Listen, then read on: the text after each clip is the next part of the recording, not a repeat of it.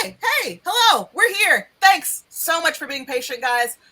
2 seconds before I told Jake to hit the go live button, my whole computer kernel panicked, so I had to restart. It's mad at me because it knows that I'm gonna get another one real soon because it does things like kernel panic when I have to go live on stream. Welcome to Blackness and Dragons, the quest for Maetrecan. This is a high fantasy adventure. Brand new season. We got new characters, new locations, new perils. Anybody who's been here with us before, this show's been described as an arson and weed pop culture dumpster fire. And that's probably what it's going to be now. But we're going to try our best. My name is Jordan. My pronouns are she, her. I am the dungeon master here on Blackness and Dragons. You can find my social media at Lambertra. I've been hanging out with chat with y'all, and I'll continue to do that this evening. And we're going to go around and introduce the rest of our lovely players, and they're going to tell you a little bit about their new characters, what classes they are, races, socials, pronouns, all those good things. Go ahead, DK. Hi, I'm DK. Normally I play Morgause Maywood, so I have completely forgotten how to do my intro. Hi, we're off to a great start. I will be playing Belgoria Dumal, the fallen Azamar Eldritch Knight fighter. She's a big, tall angel lady, like almost 7 feet tall, and she's got blue and purple wings and long braids that have little bits of light caught in them. And she is wearing a 3/4 suit of armor, but it is rose gold, and all of the epaulets and carvings are flowers. And instead of pants, she does have an armored hoop skirt. And that's what you need to know about her. And me, also. Spicy.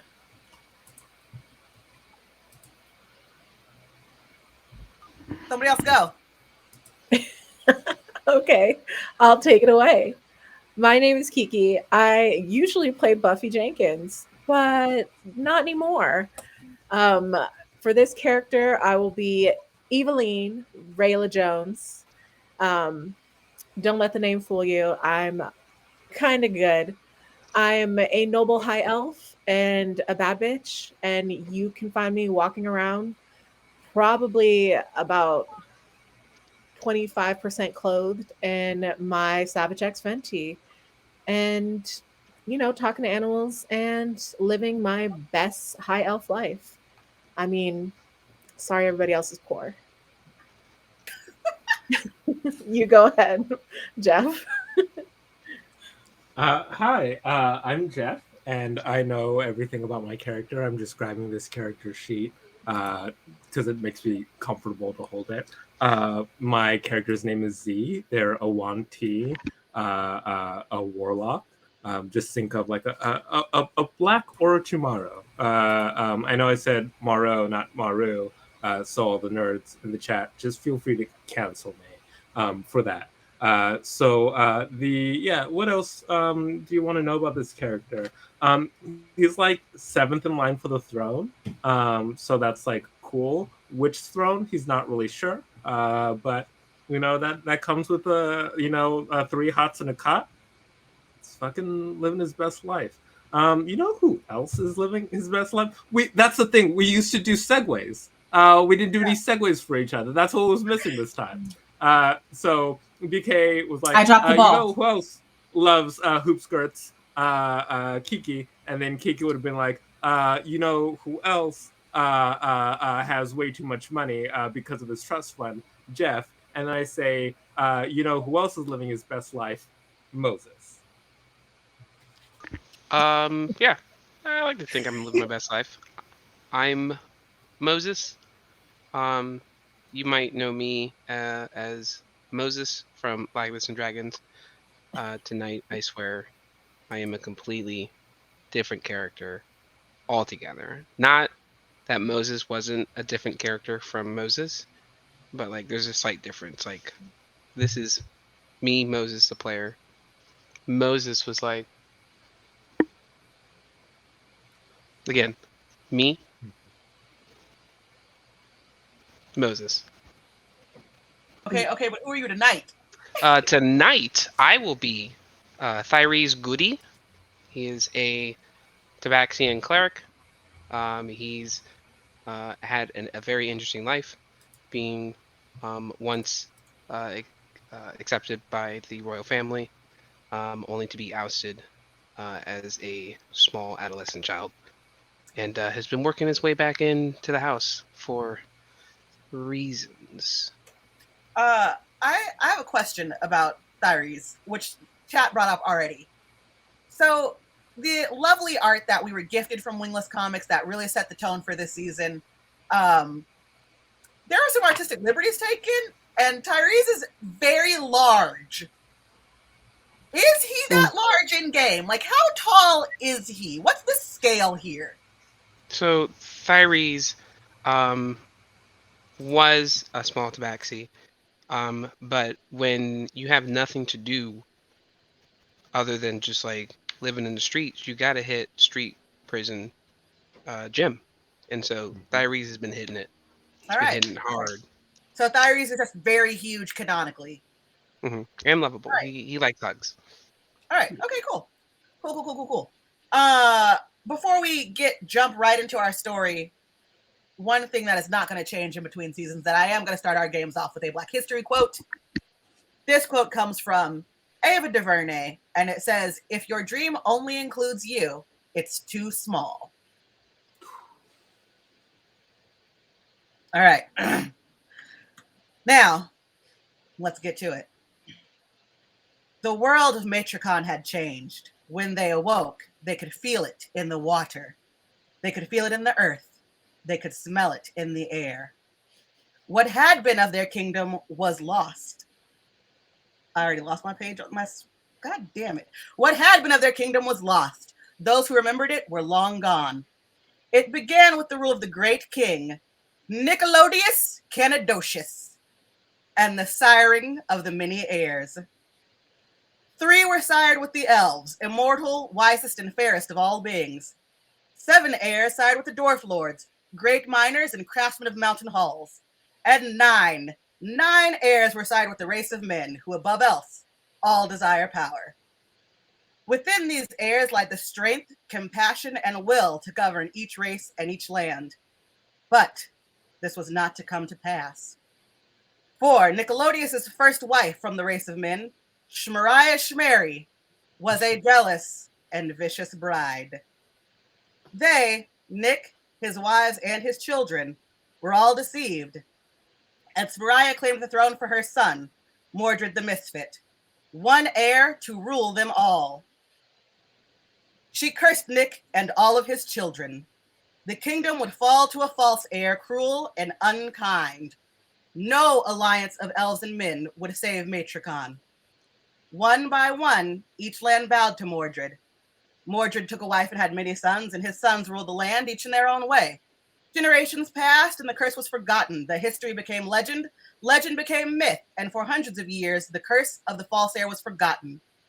Elves, men, dwarves, orcs, tabaxi, Yuan-ti, and all races lived as harmoniously as possible under the kings of Maetrecan, until King Mordred II, and that is where our tale really begins. Mordred II was as unjust and cruel as his namesake. He cast knights and sorcerers out of the castle. He invaded lands, he seized wealth. He was rude and ignorant. And as his rule progressed, Maetrecan became a dark place to live. However, there was one person who remembered the legends and myths of his childhood. Henry the Harengon. Henry, a court scribe from birth, made several friends and alliances before being cast out of the palace. And on this day, he is calling upon his friends for aid. The first of these friends is Therese Goody. Where is he? Where does he wake up? Where does he wake up? In the back of a wagon that was just parked right out front of a mart. It's like a bunch of hay. He's curled up into like a little ball, like a cat. I stretch out. My tail sticks straight out in the air as I'm stretching, and then I get off of the wagon. All right. As you're doing that, you see a young boy is standing right outside the wagon, and Sir, I have a telegram for you. Me? Yes, it says for Thury's Goody. That's you, right? I mean, yeah, but... And I just reach out to grab the note from the kid. You open the note and you kind of recognize the handwriting and you kind of recognize the seal on it. The wax seal is like a rabbit's head. And when you open it up, it says on the inside, I know it's been some time since we've spoken, Thyres, but if you could come to my hut on the edge of the wood, it would be greatly appreciated. I have much need to see a friend. XOXO, Henry the Heron-Gone. Wooded Ann. I'm gonna look across, and I'm gonna look for like a random stranger walking by. You see like an old lady with red hair. Hey, lady. What time is it? What's going on? The time. Do you know what time it is? About skin 30. Oh shit. Thank you. And I'm just gonna start walking. All right, so there's sorry, I'm gonna mess this name up a lot. Help me out. Go for it. And think of Tyrese Gibson, but Tyrese. Okay, Thyres. There we go.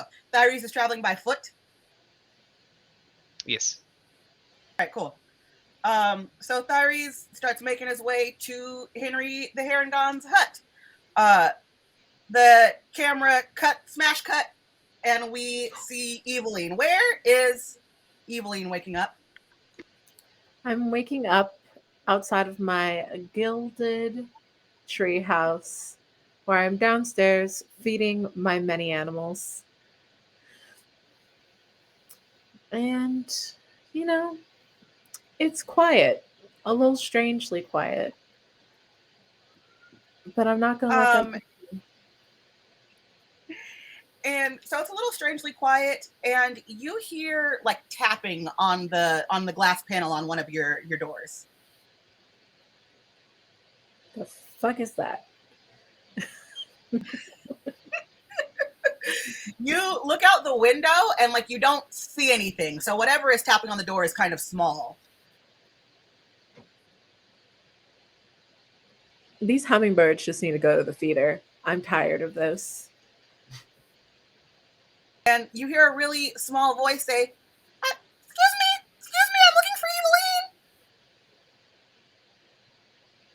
for Eveline. And who might you be? Where's this ant? I have a message for you. Go ahead. And the door opens like super, super slowly. Like it takes this creature like all of its might to open the door. And when you look down, it's a little tiny mouse folk, like Despero. Y'all remember that cartoon? Yeah. It's a little tiny mouse that looks like Despero, and he's holding like the telegram is like bigger than he is.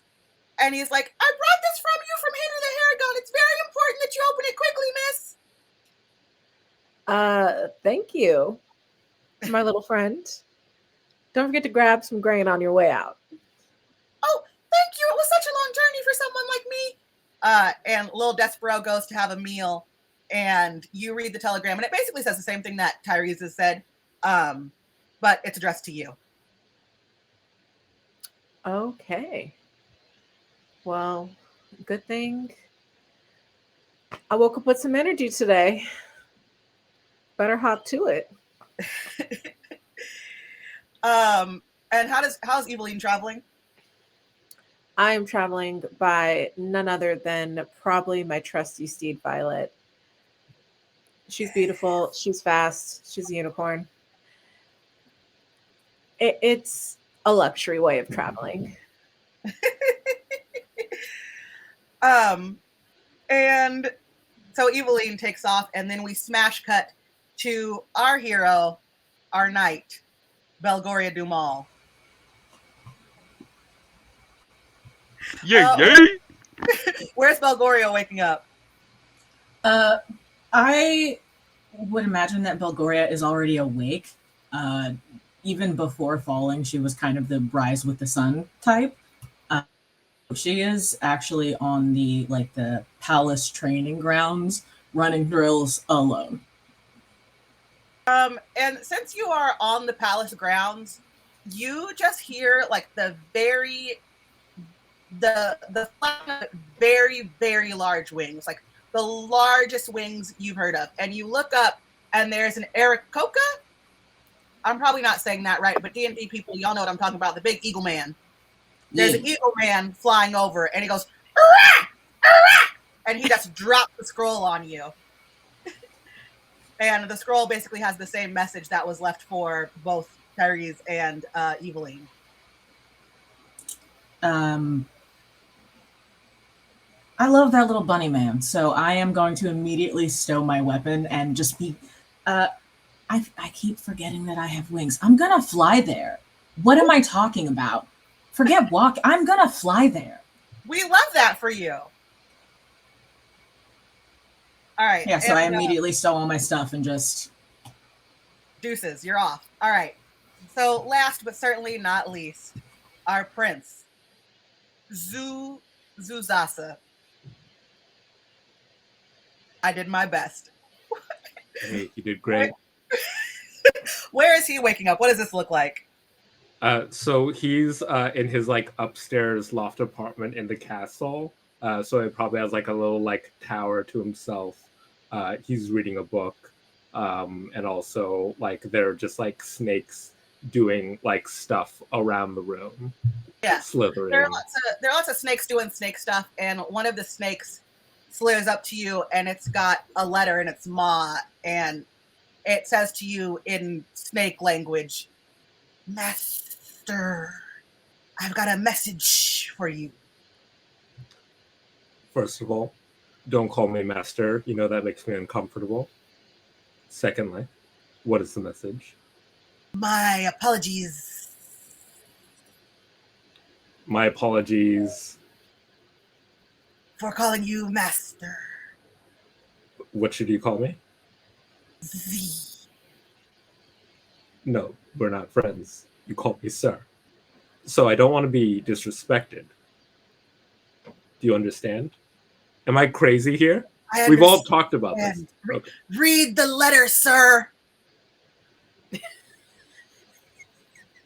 I open the letter. Like, I'm upstairs. You could have just... No, Henry doesn't live in the palace. Henry doesn't live in the palace. Oh, should have really read who this is from. Well, okay. I walk. All right. So all of you take off on your journey. Belgoria is flying. Rella or Eveline is riding Violet. Tyrese and Z are walking. Somehow you guys all end up converging on Henry's hut at the edge of the wood about at the same time. And Tyrese and Z, when you get there, like Tyrese, you look at him and he looks at you, and you look at him and he looks at you, and you look at him and he looks at you. And like maybe you guys know each other, but you're not really sure. And as as Eveline and Belgoria get there, you guys look at each other and you all sort of seem familiar to one another, but you don't really know each other.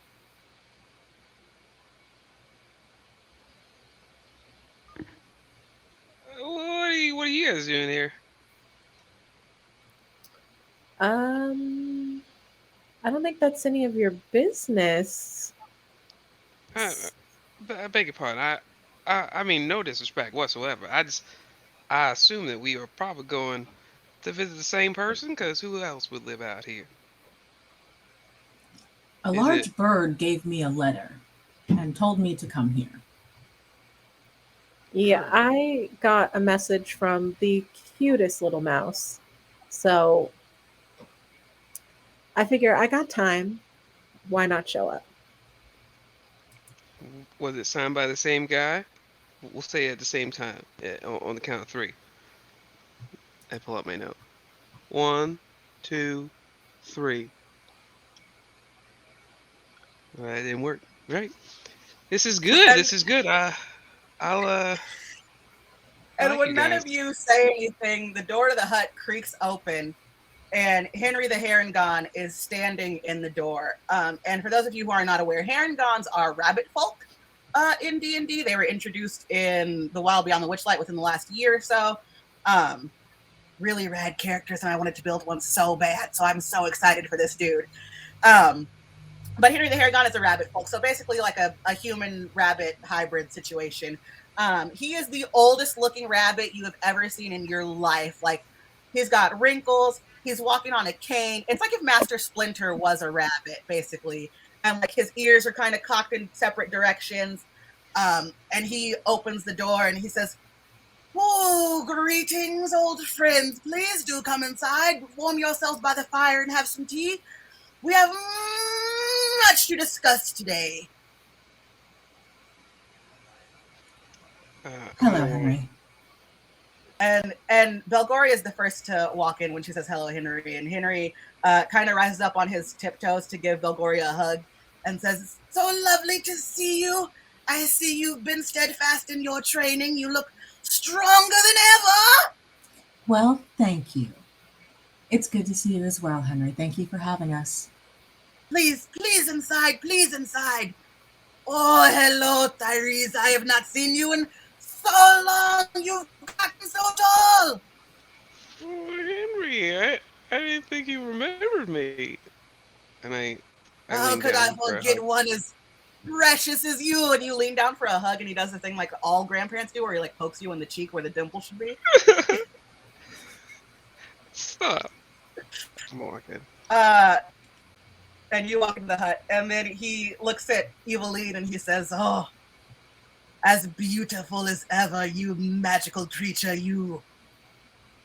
I mean, not much changes when you have magic and money on your side. Good to see you. Always lovely to see you. And he kisses your hand.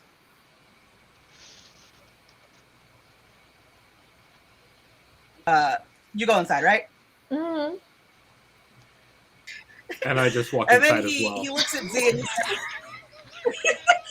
you just walk inside and he looks at you and he says, "I see you have not changed either, my prince." A snake on my shoulder like turns to him and like kind of acknowledges him, and then like slithers back into my shirt. And you all come in, and Henry busies himself making tea for you guys. The fire's already lit.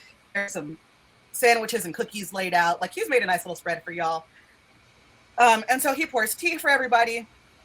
He sits down and he says, "I have called you all here because I need your help. I do not like to discuss my age, but I believe we can all agree that I'm a bit too old for a swashbuckling adventure, right? I mean, I wasn't going to say it, but shit. I am afraid that Maetrecan requires a swashbuckling adventure. Eveline, you for a time worked as the court wizard, and you made some prophecies, correct?" I did, yes. Sorcery is a part of my past. There was a particular prophecy that King Mordred did not appreciate, and he asked you to leave the palace post-haste. Am I correct? That is true. Would you mind repeating that for us here now today? Look, there are 27 great stars in the sky. Our races and our heirs. And when the 28th star shoots across the sky, Maetrecan will burn brighter than ever, and then the sky will go dark forever.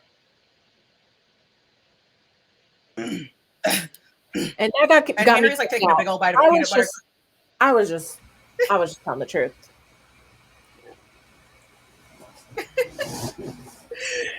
And Henry he nods really deeply and he says that you are not attempting to offend anyone, but Mordred took offense to it.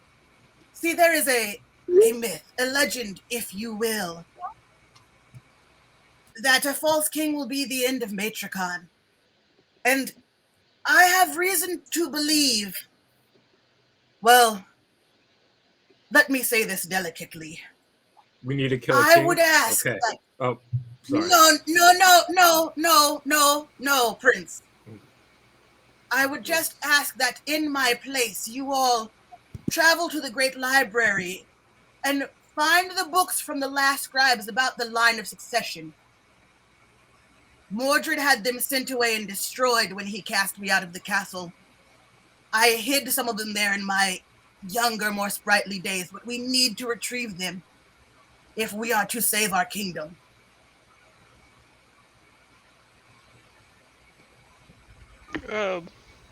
Who is it our kingdom really though? If one person just controls all of it?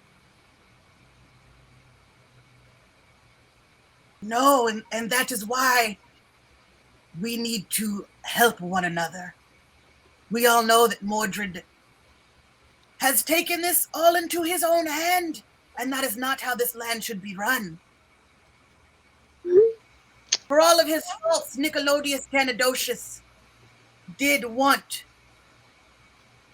a well-thought-out ruler. That's why he sired many heirs. Yes, Z. I owe you a favor.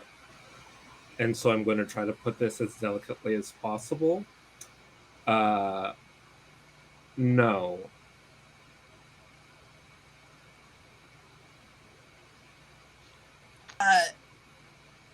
But why? Because I don't know why I would do that.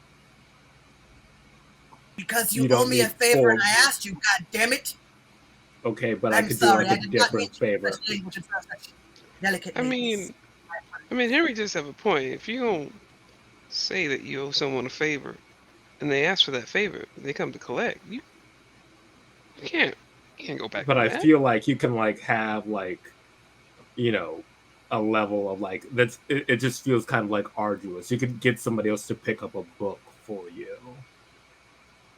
I'm Oh. sure we all have reservations, but I don't think Henry would have called us here if we all didn't have a particular skill set he valued.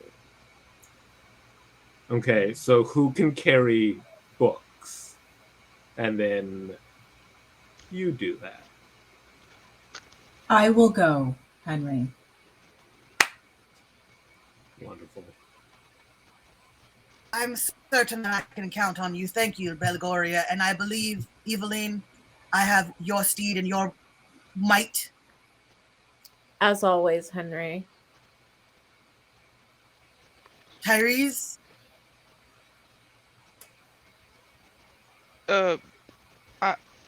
I'm still wondering why you called me here. I don't think I could be of any assistance to these folks here. and Henry gets up and like walks across the room very slowly on his cane. And then he reaches up to do the grandparent thing and like tuck you under the chin and says, Tyrese, you must believe in yourself, for you're capable of so many great things. And I have always believed in you. Well, sign me up. I guess I'm 100% in. I guess I help where I can, though. I have some things for you, friends, as you embark on your journey. Z, go ahead and continue to enjoy tea. If you do not want to go with them, just listen. Maybe some of the things I have to offer may intrigue you. And Henry starts poking around his hut, and you guys know that before he became a scribe, he was very much into magic and wizardry. And so he gives you a couple of different things. He gives you first he pulls out a bottle first, like a big old like a jar like this, and it's buzzing. You can't see through it; it's not opaque, but it's buzzing. And he says, "Oh, this is something special that I've cooked up. It's called a potion of bees. And when uncorked, a swarm of bees comes, and it distracts your opponent on their turn. Their attack will do half damage." And because this was asked of me by Molly, she said, "What happens if you swallow it, knowing that you guys are all idiots? If you swallow it, then you're full of bees," is the thing. So Henry hands you a huge... Out of character, do you become bees, or are you just full of bees? You're full of bees. And I'm thinking that the way this would work is that if you would scream, then you would shoot bees at someone. Okay. Noted. And also, are you trying to sell it? This is not convincing me not to eat the bees. Yeah. While we're breaking the fourth wall, I do need to remind everyone in chat that tonight's game is not just our first game back. It is also a charity. We are playing for Streaming for Survivors. That is a cause very near and dear to my heart.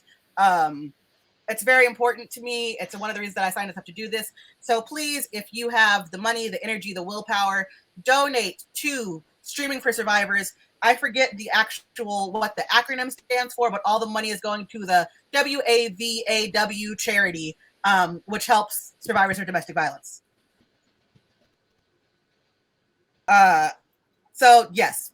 Anyway, back to character. So Henry gives the potion of bees to someone.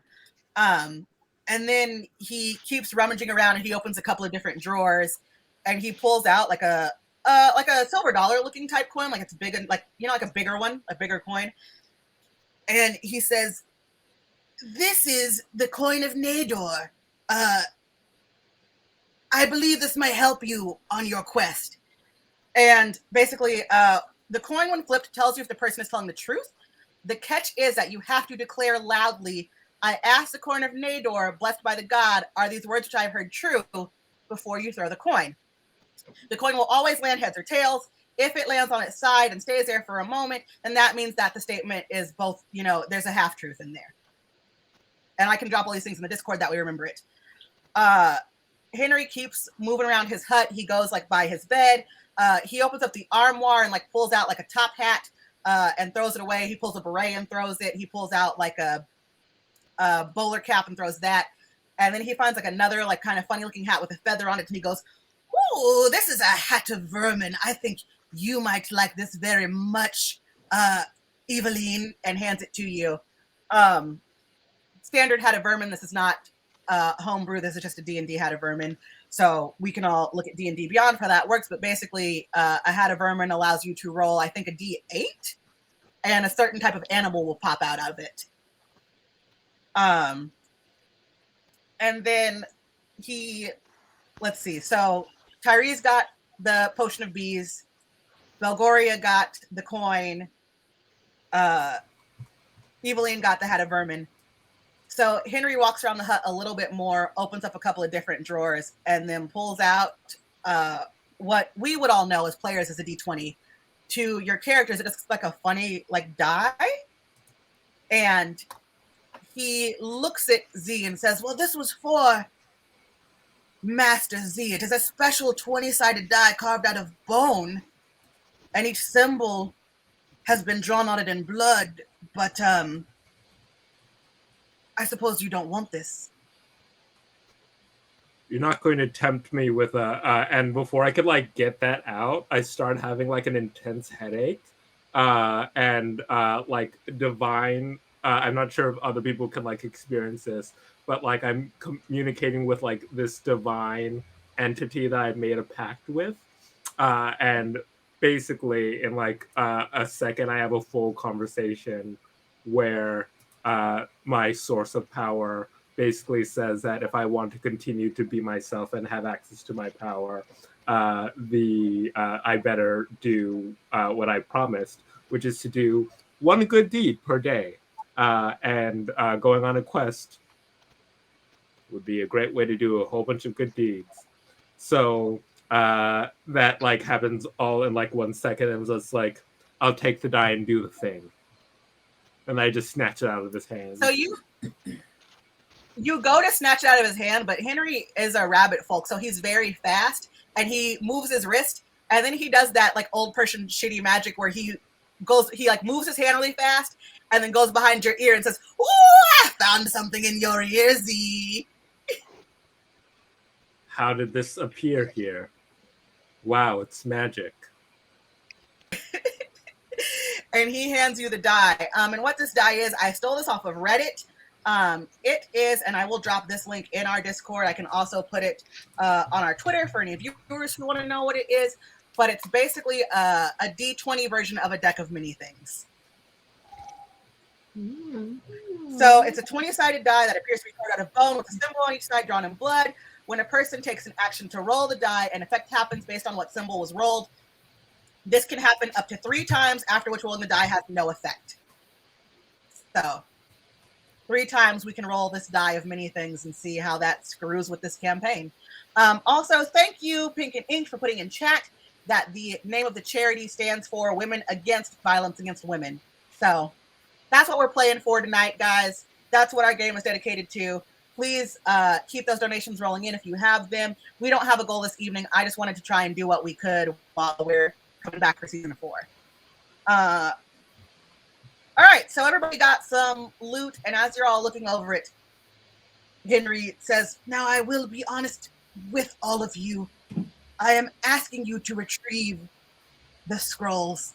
And while that seems like it's just going to a library and getting some books," and he looks at Z very pointedly when he says that, "this will not be an easy mission.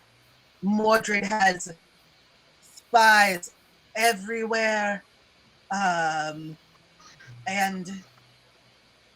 he does not want his reign to come to an end. So even after you have the scrolls that prove what may or may not be true, you may be in for a fight, and this is why I could not get them myself." Questions?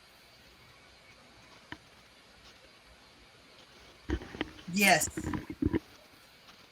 So Yes. 1, why didn't you lead with that? And 2, can you just put down in writing that killing people who attack us is for the greater good? That would really help me out. You know, because One, your first question was in the subtext. And everyone else in the room, it was in the subtext. More or less. Yes, it was. Screw It you was guys. in the subtext. Kind of. The second question, I must have a pen and some parchment around somewhere. Does anyone else have any other questions? No. How many days travel is the library from here? Oh, with a nice young body like yours and a pair of wings, shouldn't be more than 2 days. Why do you say it like that, Henry? Because my body is old and broken, Tyrese.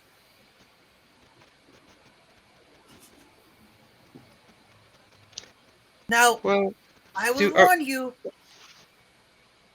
2 days to get to the library.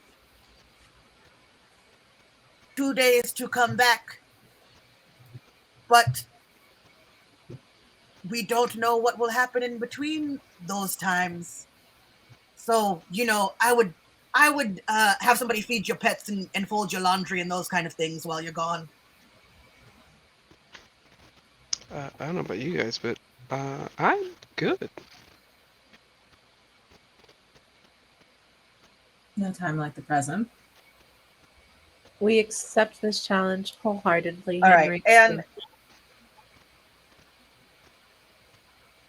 thank you, my friends, my dear, dear friends. And he says, I must get this note down for young Master Z. Sir Z, I know you don't like being called Master. Yeah, people keep on doing that. So, it's fine. Sir. And so Henry starts bumbling around his hut again, and he grabs a piece of parchment and a quill, and he says, I, Henry the Heron, for what it is worth, do so put in paper that if on the quest to save Maetrecan, someone must kill someone else, Or that's steal fair from, game. lie to. What's the thing when you take company funds and you put them to a different purpose? Embezzle? That one. There should be no Yes. embezzling. I don't think we're going to embezzle anything. Listen. And he crosses everything out and he starts over. He turns the piece of paper over and he starts over again and he says, I, Henry the Haragon, do declare that the 4 heroes I have charged with saving Maetrecan must do what it takes to save the kingdom, as long as that doesn't require embezzlement. I'm good with that. XOXO, Henry. It seems fine by And me. he folds that letter up. He gets a candle.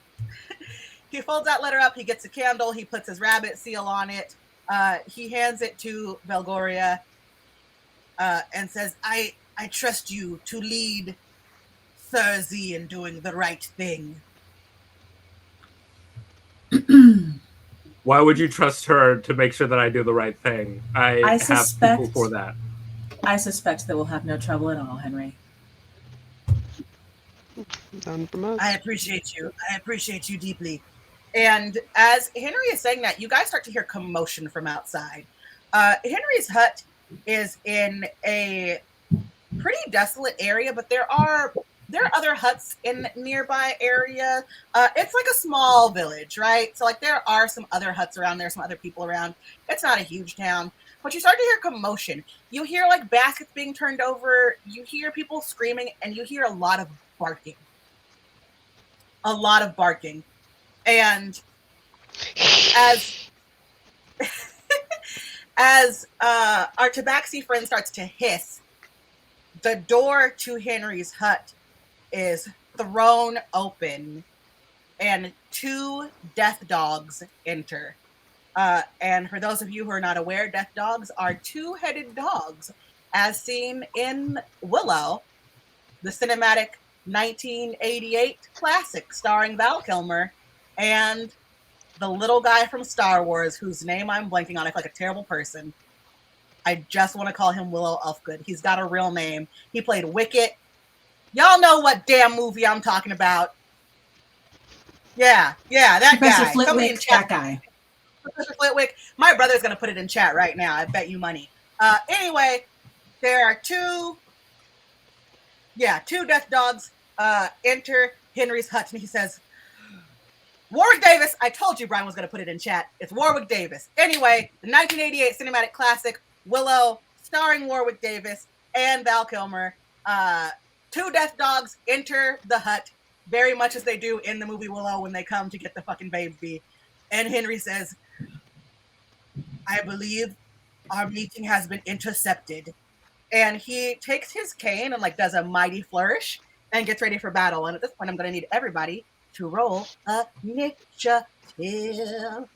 Well, if Henry's down to clown. Unbelievable. I did just roll a nat 1 on my initiative. No! You got that no good, bad. So that's a solid 2. That is a 2. Yeah, you got to get it out early. All right, hang on. I need to get this note down somewhere.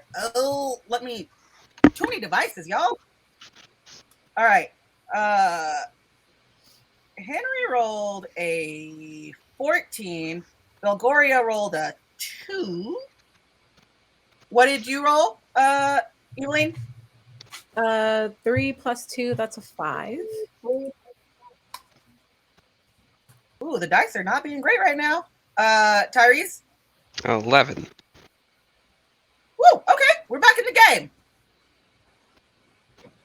What'd you get, Z? 17. Ooh. And let me roll for the doggy dogs. Let's see. Doggy dog number 1 rolled a 12.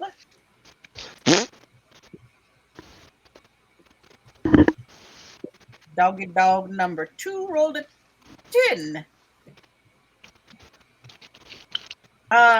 And I think in like actual D&D rules, the dogs should probably get like an attack of opportunity, but we all know that I don't, there's got to be at least one time tonight where I don't play by the rules, guys. This is me we're talking about here. So it's going to be right now. The dogs are not going to get an attack of opportunity. Henry's going to flourish his cane. He is down to clown with his old legs. But Z, you get the first attack. So what would you like to do with it? I look at one of the dogs and I kind of raise my hand. And it doesn't seem like anything is happening, but then you see like dust start to move towards one of the dogs. And then you realize that it's an army of fleas that have come to attack the dog. I cast Infestation. I'm a creepy character this time. You are. That's actually really great. How does your tell me how Infestation works, please? Yes, they have to roll a con saving throw. If they fail, they take 2d6 poison damage, and they move 5 feet in a random direction, which I can roll for. Okay. What am I rolling for this con save? My spell save DC is a very low 16. Oof. No! The first dog rolled a 16 exactly. Oh no! So they're just like little fleas. Okay. All right. So first dog rolled 16, so he's fine. Second dog rolled a 15. So he's a little messed up. I think it only affects one of them. So it's just it's fine if they're just fleas everywhere. All right, they're just fleas everywhere then. That's fine. It's just gross. All right, cool. It's just gross. It's just gross. It's just some groaning. Henry is next, and he's going to let's see. Henry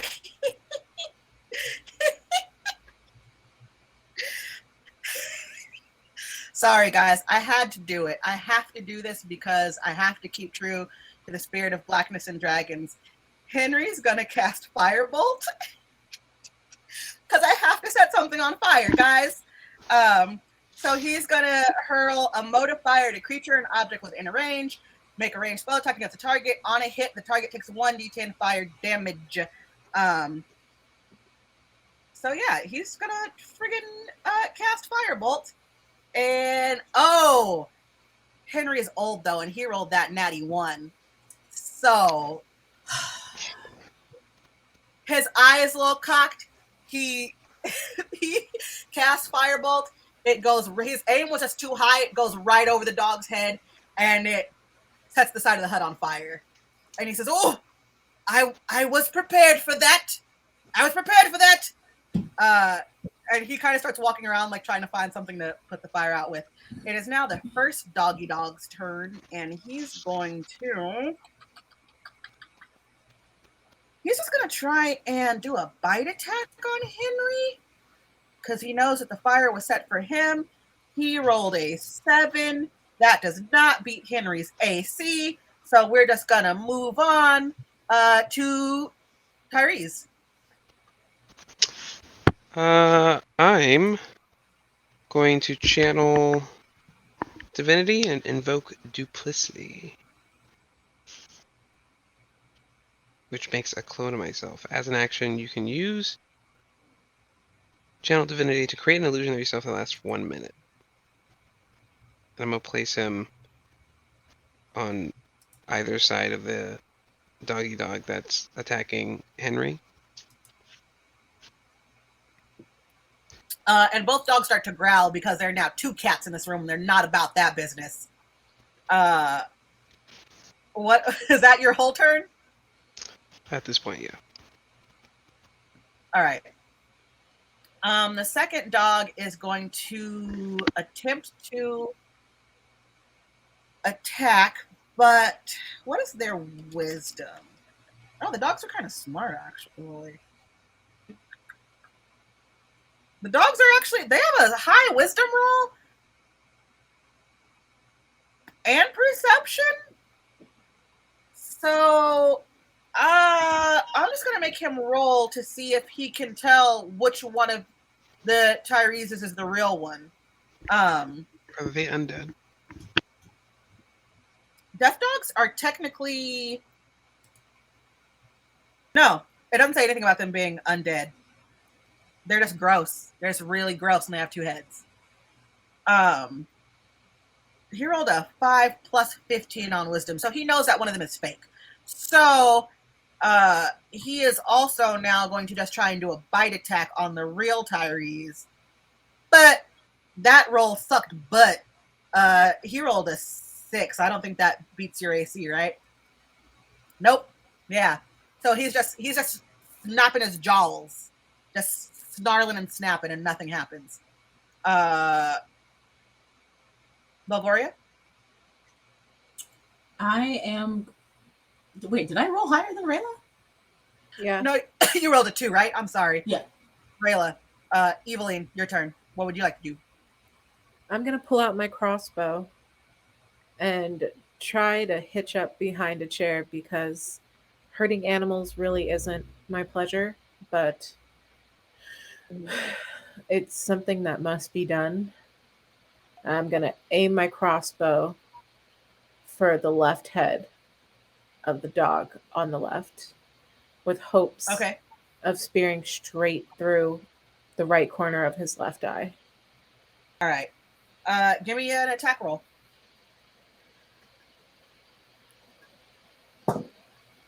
13. Wait. Ooh, that hit. That hits. Okay. Give me your damage. Okay.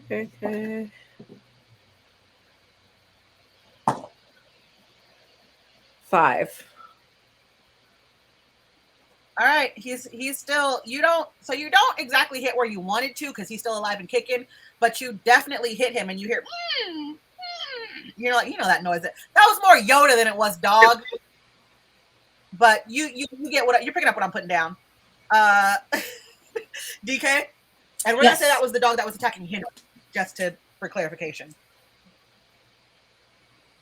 The motes of light in Belgoria's hair start to glow brighter and brighter, and she is going to cast Eldritch Blast as a cantrip because I can do that with the feat that I have. And since we are higher than 5th level, I get 2 beams, so I'm going to try and hit them both.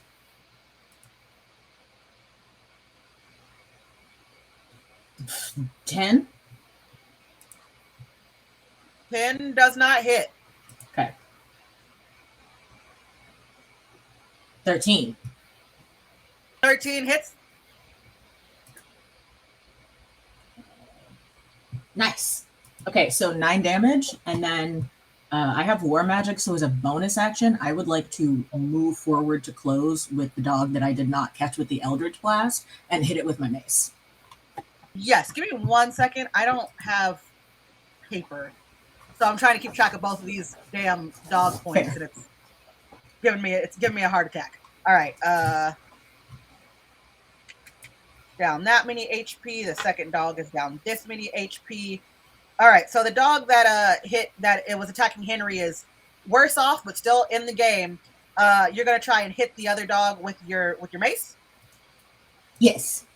All right, give me your rolls. This is the attack. This is the dog that's growling at Tyrese. 13 again. 13 hits. And that time it is 4 damage. All right, they're both still in the game, but damage is happening. We are back up to the top of combat. Z, it's your go. So I start summoning this dark energy, and you see the ground start to turn pitch black. but then right when the spell was just cast at Eldritch Blast, suddenly like the darkness dissipates and then becomes a beam of light, and it like divine guardian like appears out of nowhere, and you just hear me under my breath go, "The fuck?" And so there's this spectral entity that is there, and if anything moves within its range, then it may have to succeed on a dex saving throw. And it's right behind like the dog that wasn't Eldritch Blasted. Eldritch Blasted? Blasted, whatever. Blasted. We know. Was that your whole? That's your whole turn, yeah? Yeah, that's my whole turn. I just cast Guardian of Faith. Okay. I am going to cheat a little bit because Henry is kind of a high level character. And so he's going to cast 2 spells at once. His first spell is going to be Unseen Servant. And basically he's going to just create an Unseen Servant to go around and try and put the hut out because this building is on fire as y'all are fighting in it. So that's what the Unseen Servant is doing. His second thing he's going to do is cast Blur. Your body becomes blurred, shifting and wavering to all you can see you. For the duration, any creature has disadvantage on attack rolls against you. An attacker is immune to this effect if it doesn't rely on sight, blah, blah, blah. So basically, he's just going to try and make it look like he's moving so fast the dogs can't see him anymore, so they stop trying to attack him. And hopefully that helps on his next turn. And now it is the turn of the dog that was attacking him. And we're going to say that this dog is so dumb. Blur really confuses him. He's got 2 heads, 4 eyes. One of his eyes got shot at. So he's not having a good day. He can't really see. And so he's going to try and move closer to Eveline and just do a bite attack. Real quick question. Did that dog move within 10 feet of my Guardian of Faith? Oh crap! Yeah, because this hut is small. So I'll give you that. If it moves 10 feet, it's within your Guardian of Fate. So what does that mean? It has to roll a dex saving throw. The spell save DC is 16. It takes 20 damage on a failed save or 10 damage on a successful save. You want to know what this dog rolled? You want to know? You really want to know? Oh, 3. A natty 1. And a dead dog, damn. He's not dead, but he looks like he's nauseous. You know when dogs get dizzy and they start rocking back and forth and they're like doing this thing on both of their paws because they can't tell up from down? That's what this guy is doing. He's not having a good day. So he's just like,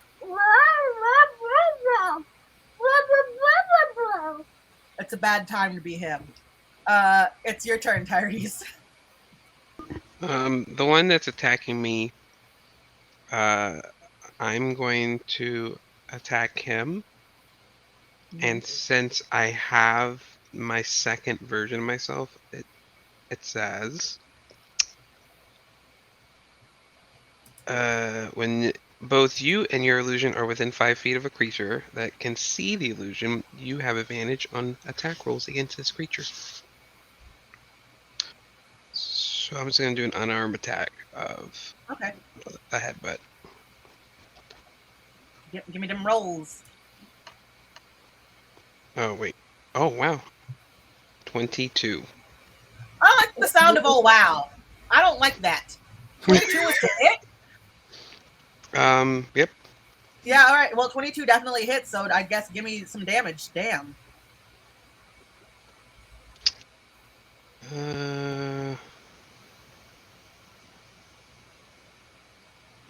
1. Well, this dog is still in the fight. That's where we are with that. Since I get advantage, can I roll to see if I get a natural 20? Yeah, why not? It's the first session. We're having a great time. Go ahead. I didn't. I got an 11. 11 does not hit. So and while we are in the middle of combat, I just want to remind everybody to help us to raise some money for women against violence against women, because this cast is like 2 3/4 female, depending on the day. We love our non-binary pals. And we don't want violence against women. We don't want that. So, you know, if you have the spare cash, please help us out. Help us hit whatever goal it is that Jake set. Because he did that. That was not me. Yeah, so that the dog is he's living life. Because your rolls were not great. Sometimes the dice are mean to us. It's that dog's turn. He is going to. See, this is the dumb thing about playing as a dog. They don't have good attacks, you guys. All I got is a bite attack. So he's just going to try and bite you, Tyrese. He's just a dumb dog. This is a dumb He's a dumb dog. And he rolled a 4, so I'm sure that doesn't hit your armor. No. What a dumb dog. He's just snapping and barking. That's it. That's his whole turn. Evil. Can you use a potion? Okay. I am going to use the potion of animal friendship. I'm going to try to befriend these dead dogs and see why they're here and see if I can coerce them to leave. But little do they know, I still have my dagger behind my back and I'm ready to go if this dog tries to bite me. So wait, is that potion in your? Yeah, it's in your inventory. So it says when you drink this potion, you can cast Animal Friendship spell save DC 13 for 1 hour at will. Agitating this muddy liquid brings little bits into view. Blah blah. Okay, so hang on. So for the save DC 13, I'm asking my friends in this group who are a little bit more well versed than I am. Is she here? Does Eveline roll the DC or does the dog? I believe the dog. How do you interpret that? That way, The dog does, right? If it doesn't work, it doesn't work.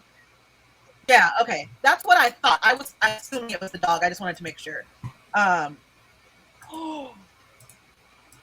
The dog rolled a 14. That shit don't work. It don't work on this dog.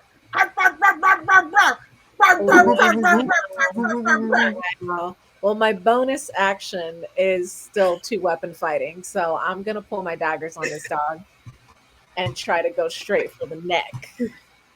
All right, give me a damage roll or an attack roll. Sorry. All right, attack. 18. Oh shit, that hits for sure. Damage. 20. So this dog now is. Both dogs are. They're worse for wear, and they're both just like. I'm killing dogs. I hate very myself. Confused. The hut is on fire around you. We're back at the top of. Oh no, we're not back at the top of combat. We are at Belgoria's turn. You've got 2 dogs that are very low on HP. The head of my mace, which I have been saying the wrong thing, is I actually have a Morning Star. I don't know what the difference is, but apparently there is one. I'm just thinking of like it's a thing with the spiky ball on the end, right? Yeah. That's what I'm imagining. But there's also the one that's got a chain. It's one of those. It's some medieval shit. All right. I'm sure my brother's going to pipe up with chat and explain to us the difference because that's his. Much appreciated, honestly. I love learning new things. Yeah. Hit us with your knowledge, Brian. Anyway, sorry. It is engulfed in green flame because I am casting green flame blade on it to do extra damage if I hit. And I'm just him again, hopefully. All right. No, because that's a 10. Do you get a bonus with green flame blade? Like, do you get anything to add to this, or? No, it just adds to damage if I hit. Oh, okay. So it doesn't add to your attack. All right. Damn. Okay, so you're just swinging around more fire in the already on fire building. That's about par for the course for this group. We are back to the top of the round. Morningstar. Okay, so hang on. Brian said in chat, I missed the last thing. Damn it, work called me. What's my thing? Explaining weapons, Brian. Lawful Geek said, if it's a chain with a spiky ball, it's a flail. Solid spiky ball at the end of a stick. Morningstar. Yeah, Morningstar is what I wanted. Spiky ball at the end of a stick. That's all right, yeah. Cool. So spiky ball at the end of the stick. Gotcha. Thanks for helping us out there, friends. That was a team effort from the Lawful Geek and Navarre, and from Don. Listen, all these guys know their medieval weapons. Much We're about to appreciated. top of combat. Z, what would you like to do? Both dogs are not having a good time. The building is on fire. Henry's a blur. There's one dog that's having less of a good time, I imagine. They're equally having a very bad time. Great. I do a little eeny, meeny, miny, mo, and then I land on the one on my right, whatever that means to you. We're going to say that's the one that was trying to attack Henry but is stupid. Perfect. And I point towards it, and a loud bell rings out. I've been having a lot of fun with Warlock spells, guys. So just those expanded spell list. Wow. So it has to roll a Wisdom save or take 2d12 damage. Okay, what's the DC on this Wisdom save? Because I'm screwed. It's 16, baby. Here we go. Dog rolled a 19. Oh, man. You know what? I'm going to roll for the other dog. I'm going to say that you tried to hit both of them just because I really like that idea. Aww. So the other dog rolled a 10. Oh, let's see what I roll with my 2d12. Thanks, Jordan. That's a 9, and that's a 4, and 9 plus 4 is 50 damage. No, that's 14, my friend. So the dog that 13. you hit... 13. Yeah, you're right. I tricked ya. I got ya. Gotcha. So the dog that you hit with it, like he hears this bell going off, and like both of its heads start to shake very furiously. And it's like, because like loud bells, you know, dogs don't like loud noises, and it starts freaking the F out, and like it just starts running around the hut like feverishly, and then just like runs outside and passes the F out. Yeah. You see like Z just like smile as it happens, like as like a father would like look upon his like proud his son taking first steps. That's the smile that he has. Also, probably the guardian like stabbed it as it was running out, so just it was pretty fucked up. All right, and then there's one dog left. Henry is just going to start. He's a blur right now, and this is the dog that's looking at Henry. So Henry is a blur. Henry has his cane, and he's just going to go for friggin' bludgeoning damage. And he definitely rolled enough to hit the dog. Ooh, and he did 6 damage. What does it? Henry starts whacking at the second dog furiously with his cane. Like, all you guys see is just crazy blur because he still has the blur spell attached to him. The unseen servant is trying to put the fire out. And you hear Henry's voice say very loudly, "You must go. Go for the libraries now. If Mordred is here at my hut, he knows. He knows, and you must stop him. Stop him!" And all of you exit. You heed what Henry said. And so you grab your personal belongings, you grab the loot that Henry gifted you, you grab the letter that gave you carte blanche to do what you want to, except for embezzle, and you all run. You just make a break for it. And you go. You leave the village, and basically you get to a clearing. And you guys all, when you get to the clearing that's safe, away from the village, away from the dogs, away from the fire, you all just kind of stop and look at each other. And the gravity of what you've been tasked with kind of hits you. Well, that was a good That sign. was fun. I'm gonna have to kill animals. I'm sorry. Just having a hard time. What kind of animals are you trying to kill? We killed dogs, sir. We hurt dogs. So this they're is not dogs real dogs. specifically, right? Whatever has to be done must be done. You heard Harry. Well, I still don't see where Henry had me fitted into this nice equation, but I feel like if y'all take the lead, I will help where I can. I say we set off at on a course for a road less traveled because it seems like we might be meeting some more people with the shits along the way. You know, Agreed. it feels like this group needs a leader. Now, I don't think democracy No. is the right way. We're okay.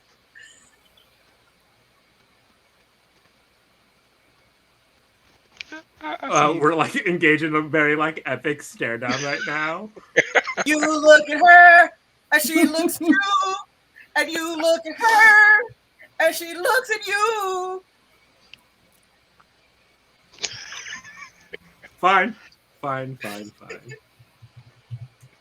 Consider it though. And I absolutely will not. Eveline, I liked your idea. Great. So now that we're all on the same page, let's go. Z, can I speak for you for a minute? As I imagine you guys start walking. Yeah, Eveline mounts Violet and starts off at a not a slow pace, but also not like the running that Violet was doing to get to Henry's hut. Just a nice trot. Yeah, yes, a nice trot. Z, is it? Is that? Yes. So my eyes are forward, but there's a snake on my shoulder that's like making eye contact. And it speaks for me. Fair enough. That mentioning of killing the king earlier, were you serious about that? I mean, when we're talking about regicide, like, is anyone ever serious? It's like, yes, we want to kill a king, but like, do we want to really do the work of killing a king? Why do you ask? Because I feel like I'm willing to do the work. I just need a partner. You're so fun. I did not think that you were fun, but you're incredibly fun. Thank you. Thank you for noticing. And the two of you guys take up pace behind Belgoria and Violet. And the four of you set off to go find the lost scrolls that Henry tasked you with. And that is where we will fade to black this evening, y'all. Evil wins! Regicide is on the table. Let's say goodnight, you guys. Kick us off, DK. I'm still DK. That hasn't changed in the time that we've been here. I am also still Belgoria Dumal, the Fallen Azamar Eldritch Knight. And I'm having a great time. I love high fantasy, and I'm excited to be back with the homies. So thanks for coming to hang out with us. Gang. Kiki. I will take it away. I am still Kiki. But right now, I guess for this period of time, I am playing Eveline Rayla Jones. I am so glad to be back with you guys too. You are still with the shits, and I guess that will never change. Take it away, my guy, Jeff. Hang on. I have Give me become. one second. Give me 1 second, Jeff. I really just want to say thank you to everyone who donated to the charity tonight. We raised $215.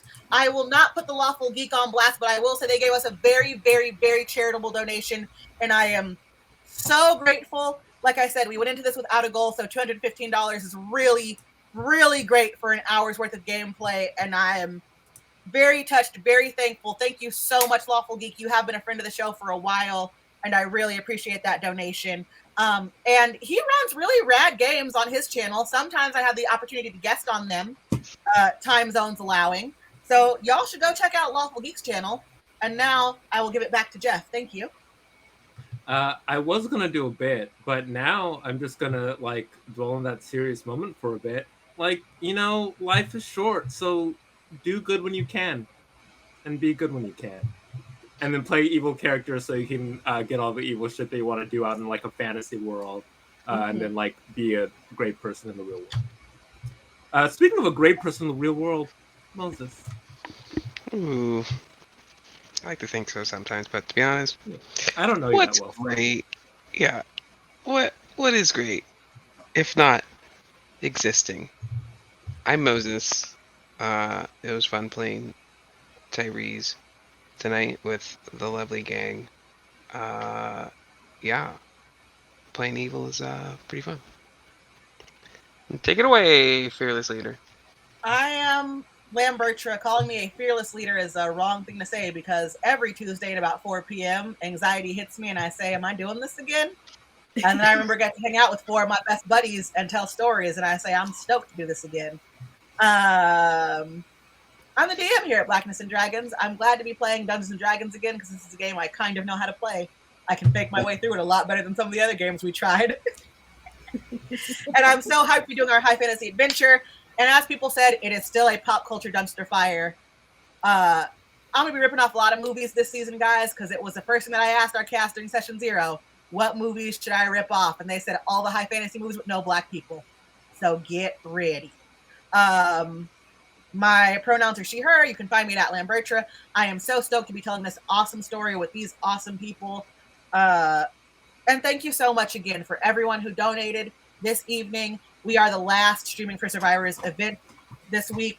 And so it's really nice that we're able to go out on a high note with a generous donation. And we will see y'all next week. Same bat channel, same bat time. No more death dogs. Wink, wink.